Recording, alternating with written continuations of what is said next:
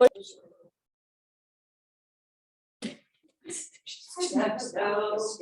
I'm in the. No. I think Jen got a bowl. Oh, that's not it. Mine are too heavy to haul around unless it's for a really good purpose, you know? Not that this isn't a good purpose, but you know what I mean? So that's Jen's. I don't know, it's here, so I was like, woo, I'm playing with it. So welcome, everyone. Today's subject matter is meant to be hopeful and light, even though it can appear to be heavy, okay? But that's life, right? Life is not always easy. And I've been talking since the beginning of the year when I did my astrology and numerology report that the energy for 2023 is supporting our healing. Now, healing is recovering from something. Healing requires the transfer of energy, the transmutation of energy, which means change. And if there's ever going to be change, if you're ever going to heal, whether it's personally or us healing collectively, it first requires awareness. And awareness is what we're building in our yoga and meditation. You know, awareness is the key point. All right, now that I've said that. Last week, I went to see a movie called The Sound of Freedom. I jumped out of my classes here and went to the theater to watch it. I honestly didn't know much about it. I had heard there was hype about it. I knew that it was based on a hard subject, child trafficking. But I wanted to see what this movie was about. I also saw where some of the media was trying to politicize it. And I can tell you from firsthand experience, there's nothing political about this. It shouldn't be politicized. It's a fact. It's a part of the shadow of the world. It's part of the underlying darkness in the underbelly of society that we know exists. And I know that we know it exists because when I was growing up and every time we had a milk carton in front of us, there was a missing child on the milk carton, right? And the milk cartons kind of went away and that went away, but the problem didn't go away. So if you want to go see that movie, it's not, I mean, it's in your face enough, but it's not, right? It's not. But I thought it was a very eye-opening film because of what I'm saying. We have to become aware of the issues and what needs to be healed before the healing can happen. And that's what's coming up collectively. Now, personally, I have all kinds of examples for you, right? I've already shared some of that, so I'm not going to go into detail, but my father's health and the issues that have come up through childhood wounds, the issues that are coming up with the siblings that need to be healed. I could share other stories about other people in my life. One of those is a friend of mine who went through a divorce because she had lost a child. And in her grief, she turned to yoga and did talk therapy and managed her grief. But her husband hit the bottle and became an alcoholic. And it got worse because he started taking Adderall on top of that, even though he didn't need that drug. And he became an addict and spiraled out of control. He landed in jail, he had a car accident. I mean, he lost his job. And she's divorced and she's getting remarried. Well, she's engaged. I don't know if she's getting remarried. She's engaged, but she's doing counseling right now because she realized she needs more counseling to get over the fear of getting married again because of what happened before. So she's taking the action steps through her inner awareness to help to heal herself so that she can be available for this loving relationship she's already in, right? And so I'm just saying these few examples because we all have something. We're all healing something. Physically, we may be good, but when we we have an injury, or when we know when we're ill or sick, we have to figure out how to heal the body in the physical manner. If it's energetic, if it's emotional, if it's trauma-based, if it's mental or psychological, then we have to work with different modalities to help to heal those things. And most of the time, these things are all meshed together. And sometimes the physical is a result of something energetic and emotional. Sometimes what's happening psychologically with something breaking is because of something physical or emotion that may have happened. You see what I'm saying? It all interweaves and connects together. And so there's constant healing at many, many, many layers.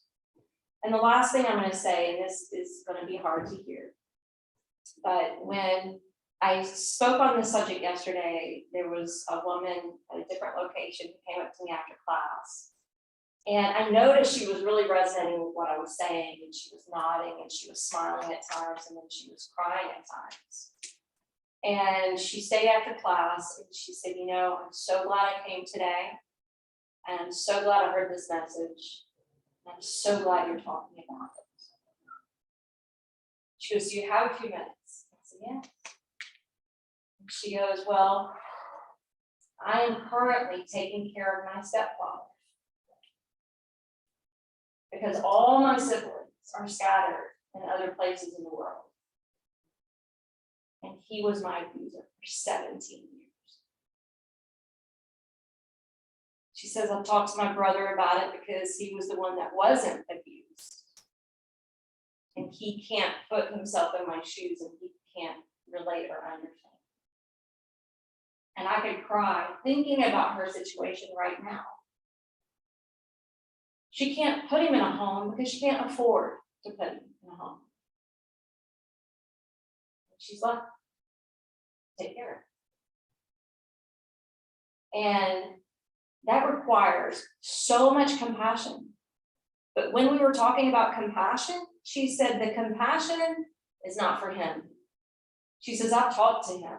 I've told him how angry I am, even though I'm still his caretaker. I still take care of him, but he knows how I feel.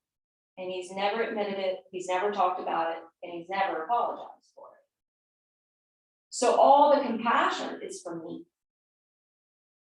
She says, that's how I survive it every day, is I bring compassion back home to myself. And sometimes that's what we need to do for our healing, right? Is just pour on the self-compassion. What makes the story a little bit worse, and then we're going to transfer this energy so we're not walking around feeling bleh, okay? But she told me yesterday, and this is what's important to hear as well. When COVID happened, and she's probably, I'm guessing she's in her mid-60s. I'm just guessing, right? I don't really know. But I know her stepfather's in his 80s, right? So she told me when COVID hit, and when the Zoom meeting started happening, she goes, you know, I thought I knew everybody I worked with. I thought I was close. I thought I had these friendships with these women that I worked with. I'm just saying women because this is her story, but this is with men too. She said, you think you know someone, and then you're on these Zoom meetings, and you're getting a glimpse of their environment, and you're getting photobombed by other people in the house. And then you start realizing, I'm not the only one caring for an aging parent. She decided she would open up to some of these women. She got brave, she got the courage to speak her truth and to say, this is what's happening and this is really hard. And 4 other women were in the exact same situation, caring for their abuser in their old age. It's hard to hear, isn't it? I didn't even know this was happening. I knew about the other, and I knew it's in our world. That broke my heart.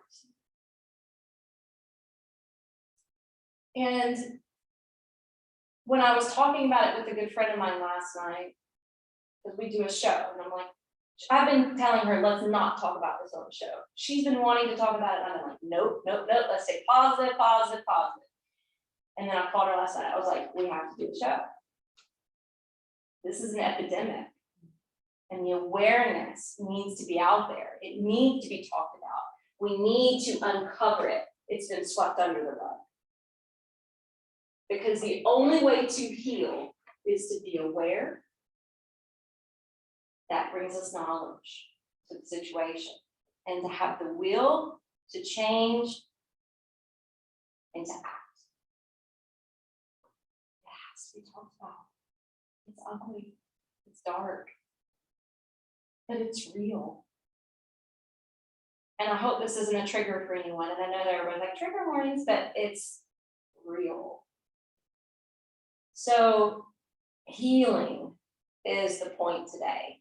When we move the body, we're transferring energy. When we're breathing, we're inviting new energy. When we are meditating and being mindful and getting into our focus and dropping into our heart, we are transmuting this energy. It is possible to recover. It is possible to heal. It takes a lot of forgiveness. It takes a lot of acceptance. It takes a lot of awareness. It takes a lot of willpower. It takes a lot of acknowledgement. It takes a lot of support. But healing is why we're all here. So that we can heal from our past and move forward and not carry that load with us. All right, so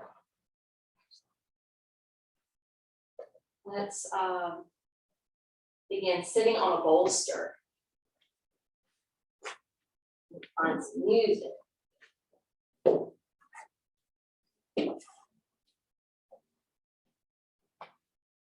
And as we sit on top of the bolster, come to the edge so your knees tip downward, where your pelvis feels neutral. Your hands rest on your lap. Your eyes closed. If you can't quite keep the eyes closed, it's okay to have the eyes at half mast and just gaze at one particular spot in front of you.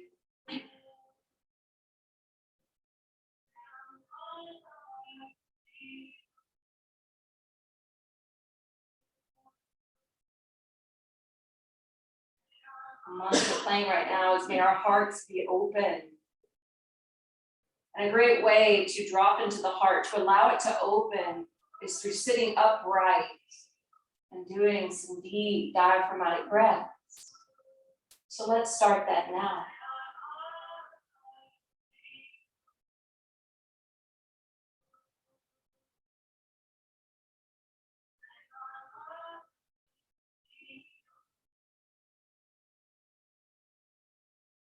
As you're inhaling, feel the inflation of your lungs, the expansion you feel internally.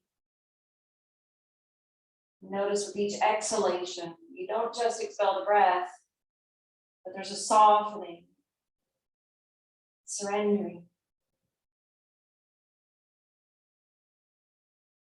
Each part of the breath is powerful, dependent on what you need, even the blending of both.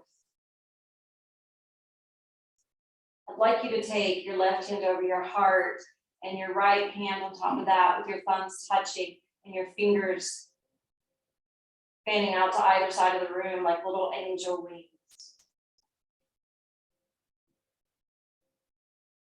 As you continue to breathe in a deep diaphragmatic way, as you continue to hover over your heart this way, just take a moment to bring yourself some love, some acceptance, some compassion.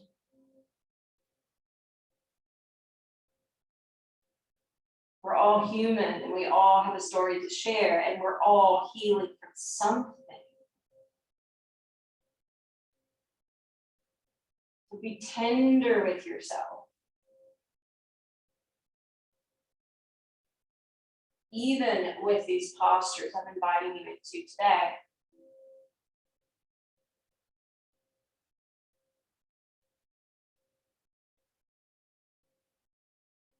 Now join your palms together to Anjali Mudra, prayer position at your heart. And let's seal the hands together so that we're creating an intention for not just personal healing, but to help with the collective healing.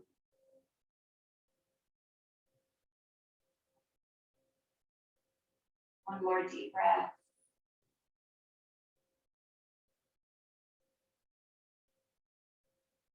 And then affirming internally, I am ready to heal myself.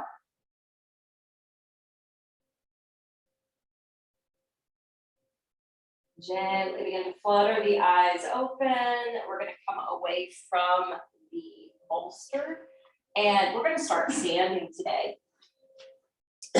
So as we start standing, I want you to come to the top of the mat. I want you to bring your blocks with. Station your feet down, broadening their base. Have your blocks directly in front of your toes, about a ruler's distance up. And let your toes point straight ahead. Lock in your feet to your mat, lock in your legs, and lock in your belly, lifting it up towards the heart. Place your hands together to prayer position. As you inhale, let your arms lift. And as the arms get elevated alongside your ears, have your palms facing each other, pressing down to the soles of the feet and rising up through the fingertips, all at the same time. As you exhale, coming from Urdhva Hastasana, bowing forward with your palms together, eventually separating them out to land on top of the blocks. Now hug the belly in towards your back body in case it's collapsing. Press through the palms so that your arms stay engaged, and so does your upper back. If your head is feeling down, lengthen your neck and look slightly beyond your blocks.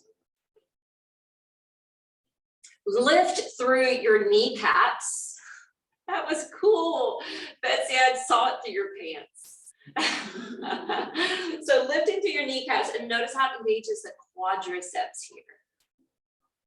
All right, even that little bit of awareness. How do I do that? And what occurs when I do that? Is shining the light of awareness into the body.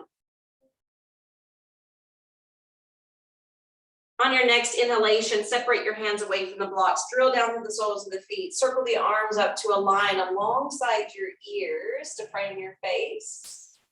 And then flex your wrist and push the heel of the hands up, up, up, up and away. Again, noticing what changes here. Notice you get more engagement in your side body. You get more engagement in your forearms. Just through the flipping of the hands, and then exhale, dive back down again. Taking the hands on top of the blocks. All right, this time lift through your kneecaps, engage your quadriceps, but then slightly roll your thighs towards each other.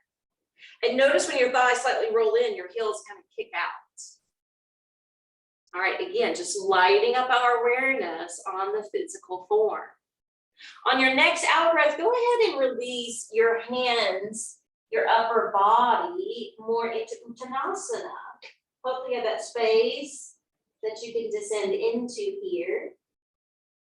Now notice when you were free falling forward over your thighs, did you lean back into your heels too much? And if you're unsure, just kind of rock your hips a tad bit forward until you can feel your weight coming down underneath your toes. Nod your head, yes.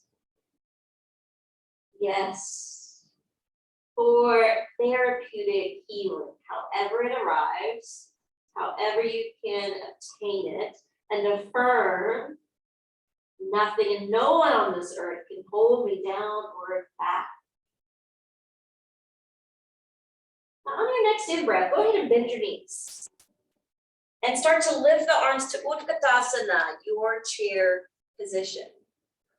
All right, we're going to do a little bit of flow here. As you exhale, bring the hands together and just dip down a little lower. All right, inhale, lift your arms back to Utkatasana. As you exhale, you're not gonna dip as low, but your hands are gonna come down. You're dipping just a little bit to step the right foot back and lower the heel. And then inhale, separate your hands. Back the torso up over your pelvis and lift the arms to Virabhadrasana 1. From Virabhadrasana 1, keep that front knee bending, the front thigh opening. Look straight ahead, chin parallel to the floor. And then as you exhale, bring the hands together and lean out over the front thigh, but push into your back half inch heel.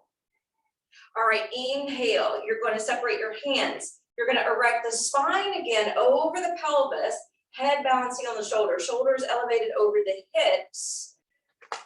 So Betsy was talking about, being on the beach, right? And how peaceful it was and taking those long walks. I was just on the beach a couple of weeks ago. I was doing those long walks too, so therapeutic. But my calves were killing me.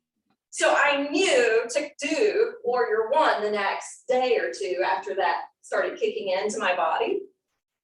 All right, bring your hands down. You're gonna step the back foot forward. You're gonna return with the feet side by side. Good, inhale, bring the arms up to Utkatasana. Exhale, bring the palms together. You're gonna dip down more, bending the knees more, feel those quads. All right, inhale, coming back, Utkatasana. Exhale, one more, hands together, bringing it down to the heart as you dip a little lower. All right, inhale, this time, bring the arms up, and as you exhale, bring the hands down to the heart as you step back with your left foot, and then back up your head, back up your shoulders, lifting the arms overhead, Virabhadrasana 1. Front knee lunging, back leg straight, hips teeing off, unless that is disruptive for your SI joints, and then you can be more neutral. Exhale, palms together, lean it out. Inhale, coming back up, Virabhadrasana 1. Exhale, lean forward, palms together, step the back foot forward, and you're still in Utkatasana, but this time, palms pressing.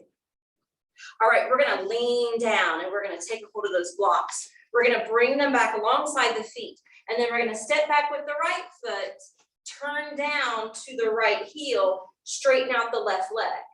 Now, if that block underneath your left hand is too low for you, it's okay to bring the hand below the knee or higher to your thigh. But we're gonna open up that right palm and we're gonna circle that right arm skyward to triangle pose. So in triangle pose, we often think there's 3 points, right? The 2 base and the pinnacle. And sometimes I'll say, what can this represent for you? Does it represent the Trinity in Christianity? Or does it represent the Trinity in Hinduism, dependent upon what path you follow? Is it representative of mind, body, spirit, if you're just on the yogic path? But for today, in this topic, I want you to think one of these is the awareness. The second is will. And the third is action, to change, to transmute, to heal. All right, exhale, bring the right hand down. Bend that left knee, come off the back heel. You're in that kind of runner's lunge kind of stance. And when you're ready, spring that back foot forward. Immediately step your left foot back. Turn down with your left foot. Straighten out through your right leg, and you may have to transfer that block to a different spot. Or your hand may need to transfer to your leg, but we're opening up to triangle on the second side.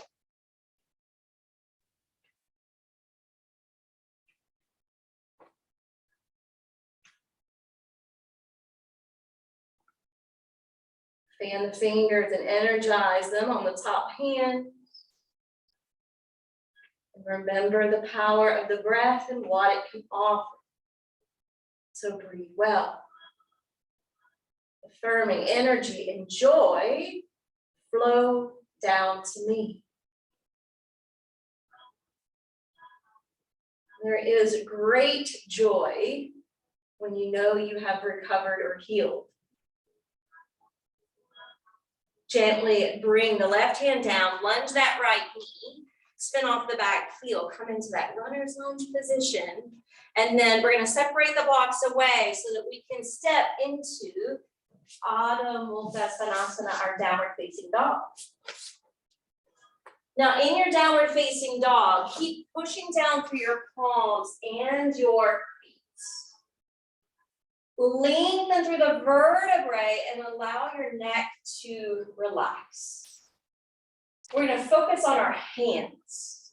I want you to feel the pressure underneath the base of your thumb, the base of your index finger, and all the others. So you're not just weight bearing into your wrist. And then slightly dial your hands away from each other so you feel your shoulders and upper arms broaden. It's inner work. Take one last deep breath. And as you exhale, bring the knees lightly down to the floor. And then we're going to spin the legs out in front of us. We're going to come down to our backs. We're going to separate the feet. And we're going to lift the arms overhead. Now the arms are going to separate just like the legs are separated. And I want you to think about when we're breathing, how when we inhale the belly balloons and when we exhale, the belly naturally contracts. All right, so this is why when we're not using the core here or we're reclining, we're breathing in. So let's take a deep breath in. As you exhale, lift your right arm, left leg up. And then as you inhale, recline back down. Exhale, soar your right leg, left arm up. And then inhale, release back to the ground. So you're alternating limbs. And we're going to keep this gentle today. Keeping it gentle means the head just stays on the floor. Now, if you really want to amp it up, if you want to add in some oblique work, then of course you can lift your head and cross over your midline. Remember, it's not swinging the limbs. So use your core, use your hip flexors, shoulders.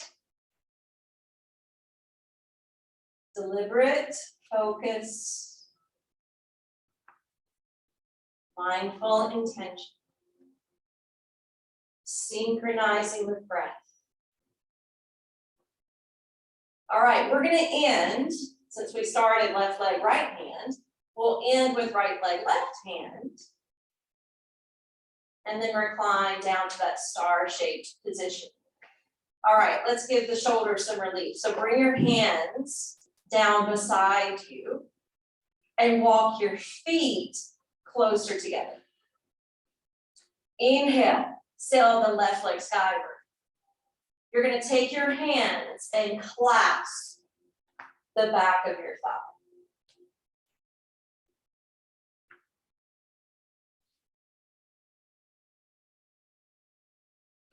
If it's challenging to hold the back of your leg, don't even feel like you need to use your hands, right? Your arms can relax and you can just keep your leg held and suspended in the air.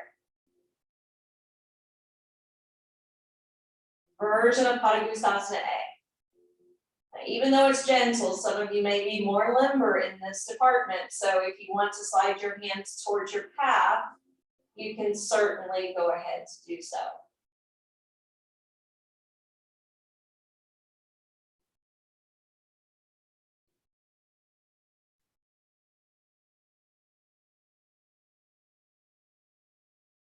Maintain command over your breath.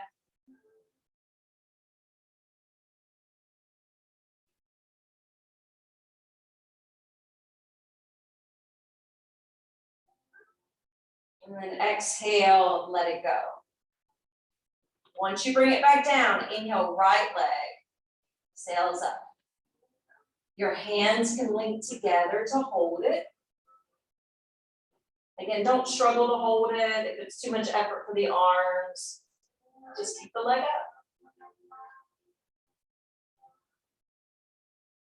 Be here for a number of breaths before you explore whether or not you can take it to the calf.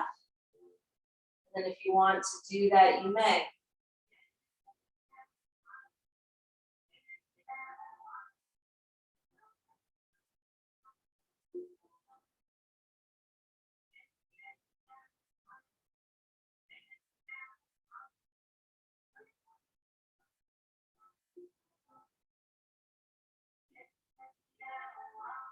Gently release the right leg to the floor, and then draw in your left knee and hug it in. Now we're just going to keep the ankles and feet and toes relaxed.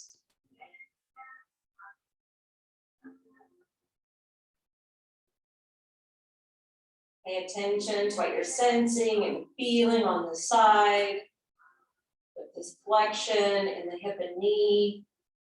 And if it's too much for your knee, please know that you can clasp your hands behind your thigh instead.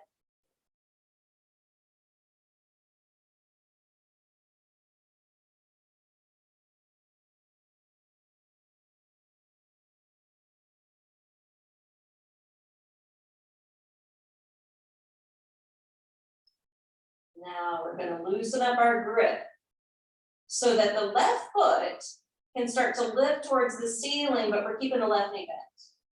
The left hand's going to grab a hold of the shin or the outside of that left foot, and you're going to wing open from the hip, meaning the knee is going to wing away from your side body, and you're pulling the foot down like half happy baby pose.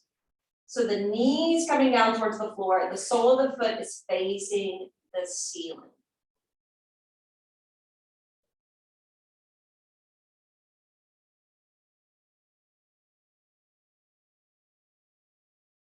Completely different positioning here, even though we're still working the same side and the left hip. Feel and experience the difference.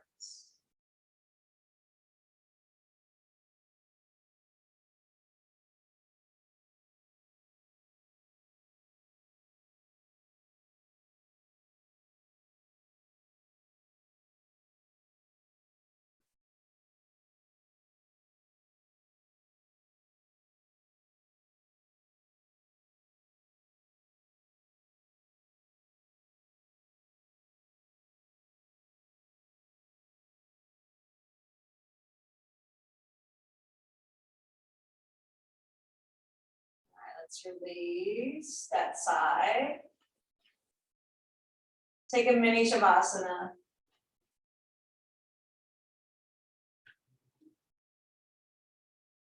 And then cup a hold of your right knee. We'll do that same sequence.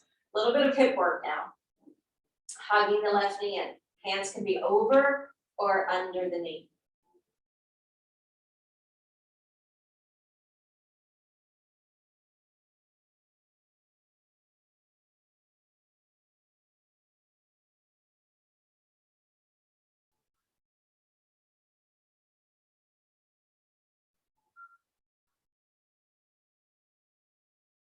The majority of the healing that needs to occur in the majority of people is first and second chakras. It's really the first three, but first and second primarily.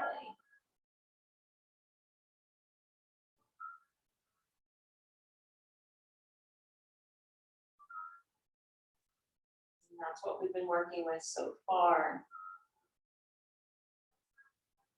All right, let's release the gripping. Let's allow the foot to face the ceiling. Let's grab the shin or the outer edge of the foot, and then let's wing the knee and hip open and take half Ananda Balasana. Half happy baby.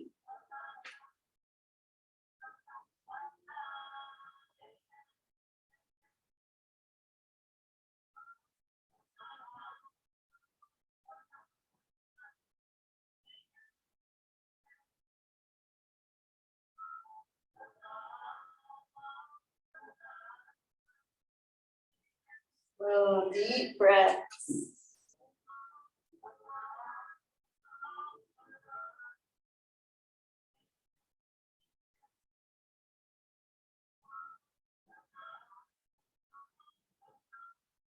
Cross comparing the two sides, but without judgment, only for awareness sake.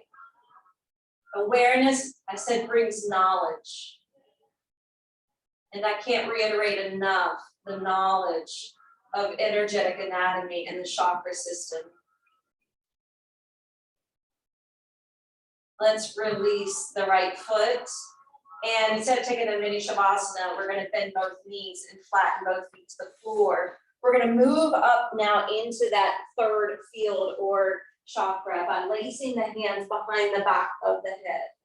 Now, I don't know about you, but when I was growing up in school and I had to have PE, occasionally we would have these tests and we had to see how many sit-ups we could do or push-ups we could do, and somebody had to put your feet, and it was a struggle, right? And we were pulling our head up and trying to get the elbows to the knees. We're not doing that, okay? So we're doing yogi sit-ups. So the feet are flat to the floor, the hands are behind the back, the elbows are gonna stay wide open.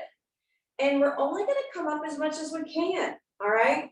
So let's scrunch in the belly on the exhale to lift. Remember, inhale is what fills the belly up and you can recline back down. Exhale is gonna lift you. Inhale will descend you. And keep this going.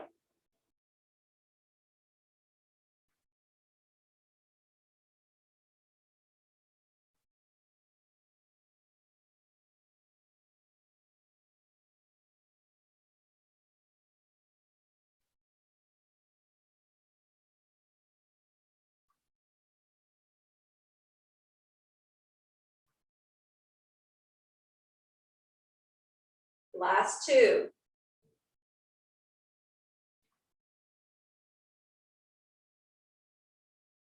All right, release. Bring your arms back beside your body. Pick up your feet, so it's kind of like you're going towards waterfall pose, except the hands are gonna hover above the floor, just barely, just a few inches. All right, take a deep breath in. Exhale, pump and lift. Inhale, release. Exhale, pump and lift. All right, third chakra work, core work, not my favorite either.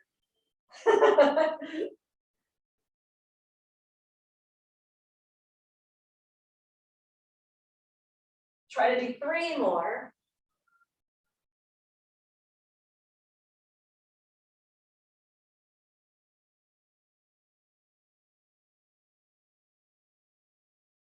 And now hug your knees in as you lower the back of your head.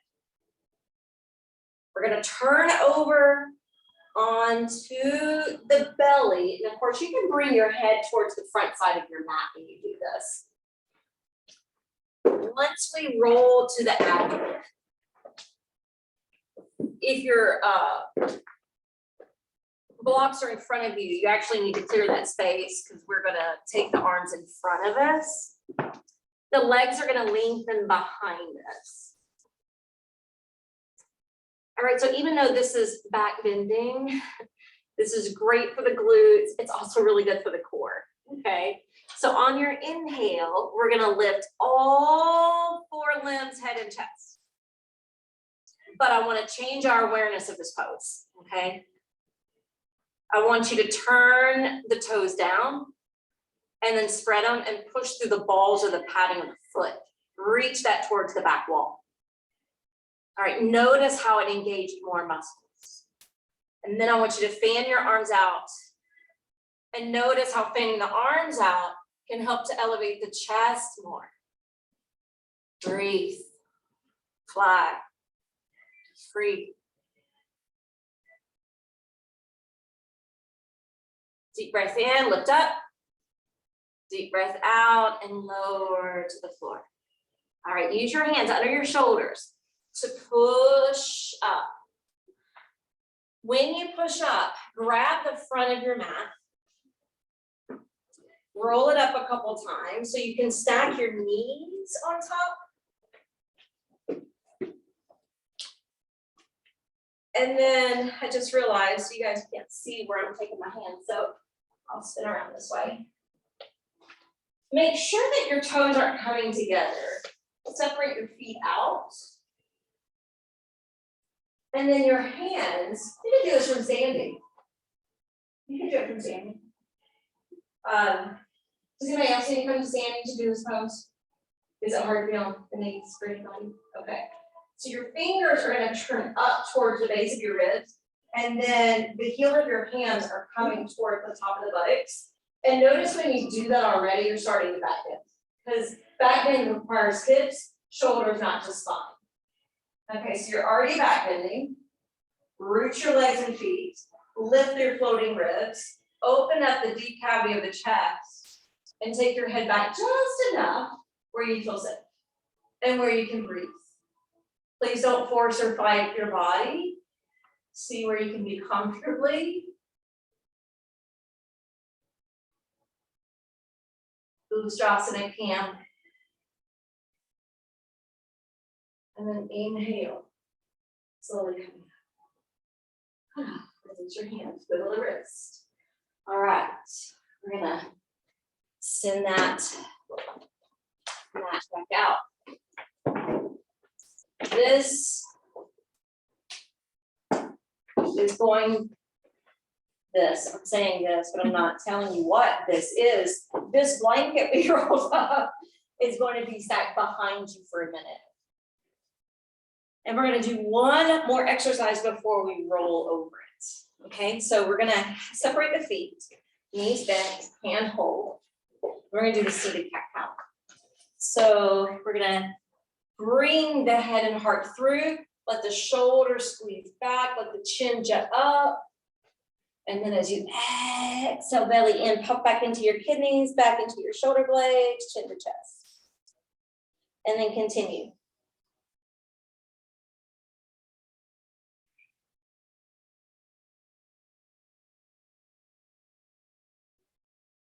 Eyes can be open or closed with these seated cat cows.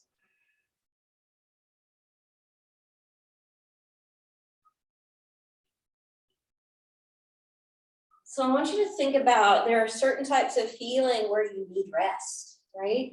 And there are certain types of healing where you need movement because you need to regain your muscle strength. So because we're doing this theme of healing today, I did want to add in a couple restorative poses. So after that next calf stretch, go ahead and sit up. And what we're going to do is position this blanket so it's under the arms, underneath the chest. So when we roll over it, this part of the chest pops up. And it's not incredibly deep, but it's one of the most important areas of the back that generally needs to open because of our poor posture. This is where we typically round out or collapse in. That's in the overhead line.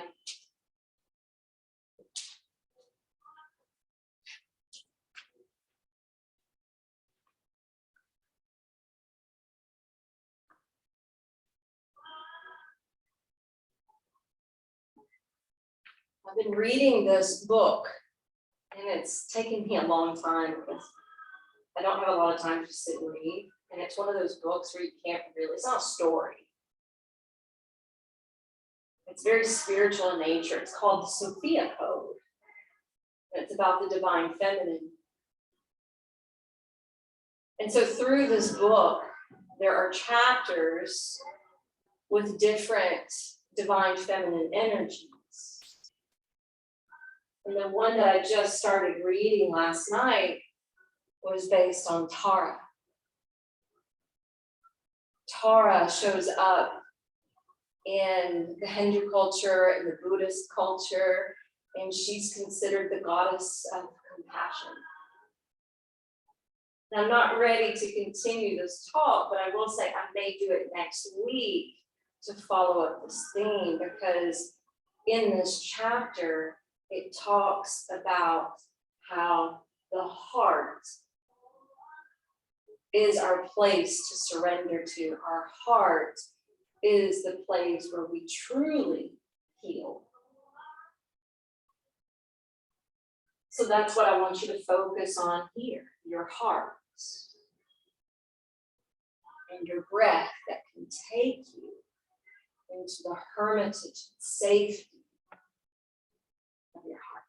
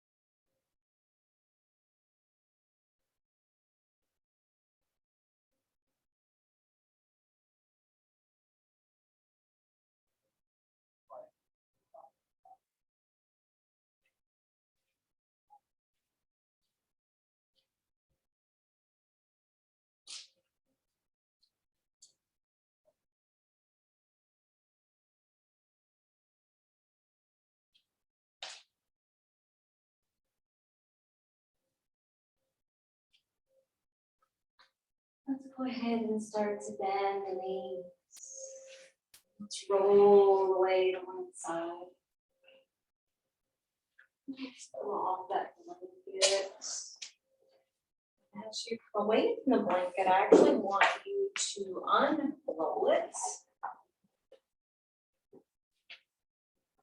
And then fold it in half. And in half again. Really quickly. All right, now I'm going to show you a way to use the blanket this way, but if you really need it for underneath your head, you can fold it up and use it like a pillow, okay? Just a suggestion. All right, so your blocks are going to come in front of you, and you're going to put the first block on its medium height, and the second block coming closer to you on the lowest height. We're going to take the block. It's the lower side. If you prefer the higher side, it's okay. I just thought I'd change it up today. I like showing you different ways to do things. It's good to experiment. All right, what we're going to do is we're going to line the legs on top of that. And I just want you to test it out. How does it feel to wrap that over your belly, the blanket, and tuck it into your waist?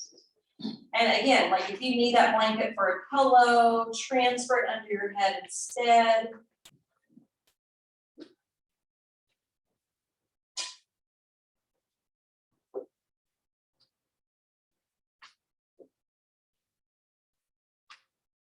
And if this pose isn't speaking to you and you prefer something else, I don't mind you changing your shape.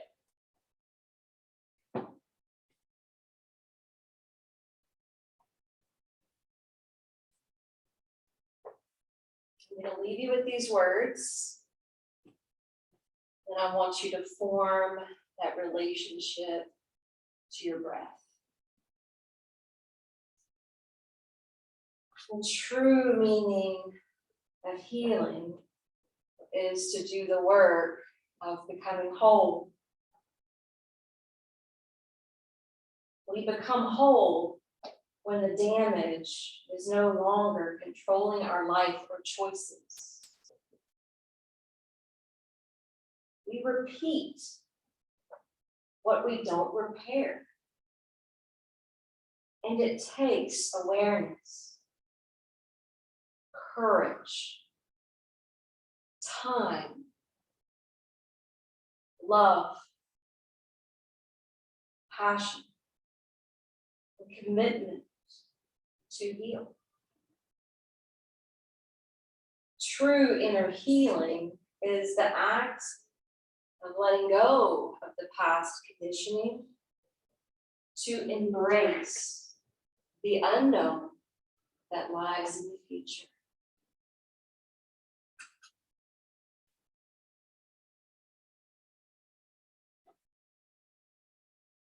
Letting go has been one of the hardest principles of yoga for me to practice. But it's gotten easier with time and being on this path for 20 years. To the point where letting go is something that's becoming rather easy.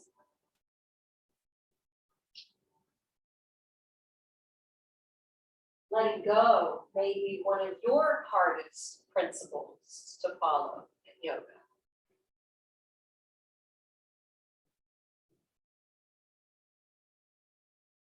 So just practice letting go in your body.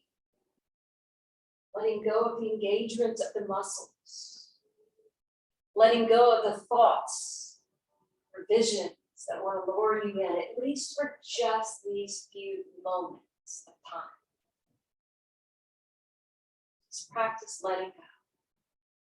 Letting go. As you breathe in, let it go.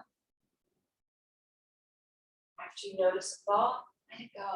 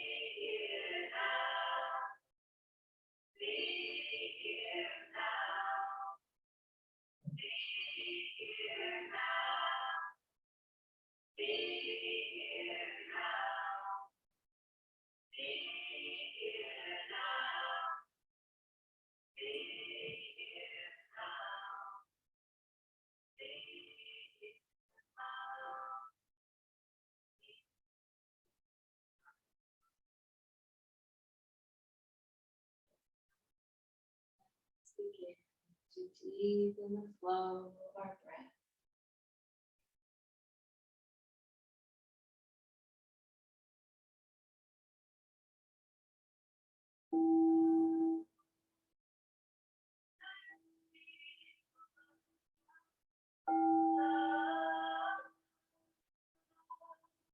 Sound of the mindfulness now, start to create a little movement, hands and feet. Maybe separating that blanket away, hugging the knees in, rocking side to side.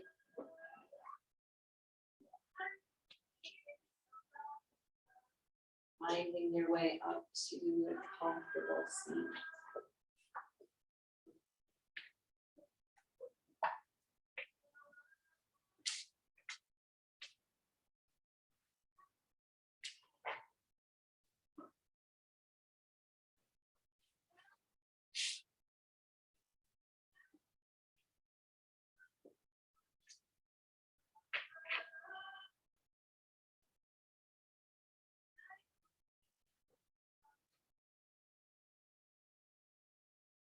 Join your hands together in prayer. Sealing this practice. Remembering the seeds that we planted. Taking any lessons learned on the mat with us as we depart. The light in me honors and bows to the same within each of you.